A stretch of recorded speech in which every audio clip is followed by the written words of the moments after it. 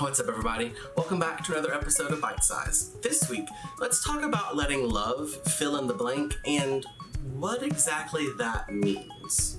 Okay. And then...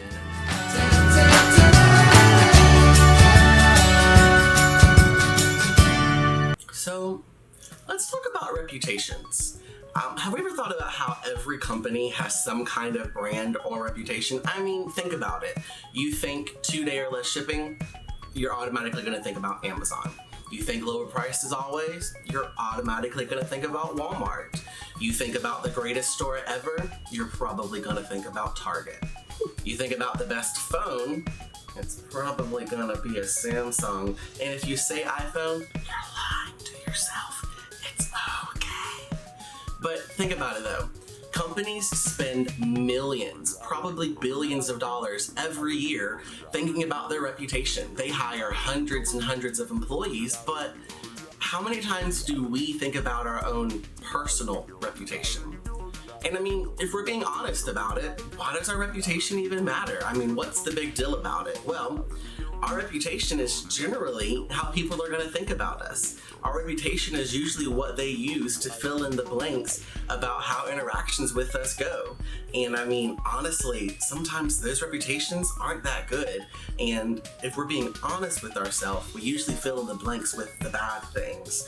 And we probably, more times than not, have looked at somebody and gone, ooh, I don't want to hang out with that person because I know if I hang out with them, I know exactly what's going to happen. But where do these ideas or reputations that we make for others come from? Well, they can come from one of two places, honestly. There's experiences, so past experiences of somebody who's kind of like that person. They fit all the boxes. It might not even be the same person, but because somebody like them did something to you in the past, clearly everybody like that person is now bad.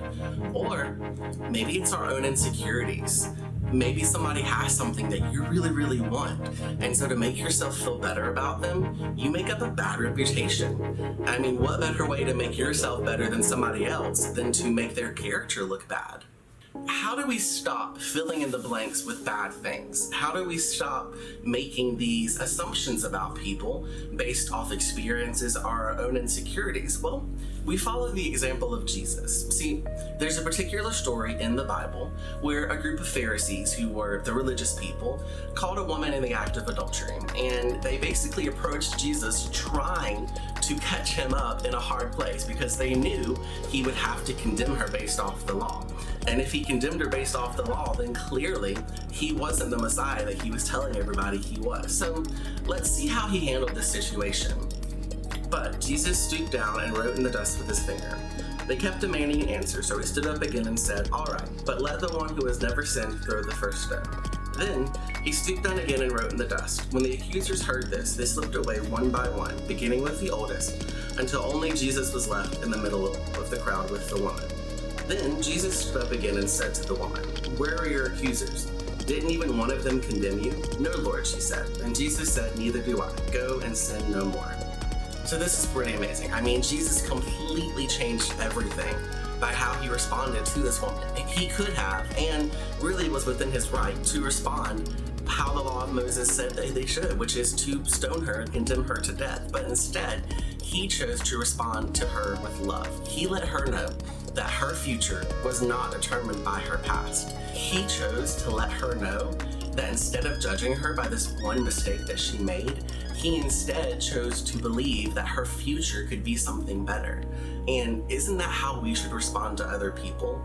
Instead of judging them based off of something that they've done in the past or something we think that they've done, we should choose instead to let love fill in the blank. I mean, if we're really honest with ourselves, how many times have we let reputations or accusations about somebody determine how we respond to them? Or how many times have we let reputations or accusations that people make about us determine how we view ourselves? We need to start looking at ourselves the way that God does, and we need to start looking at other people that same way too. If we can start looking at people the way God sees them as humans who, while they may have flaws, have an amazing future and an amazing chance to do something great for God that could change the way that we respond to everybody.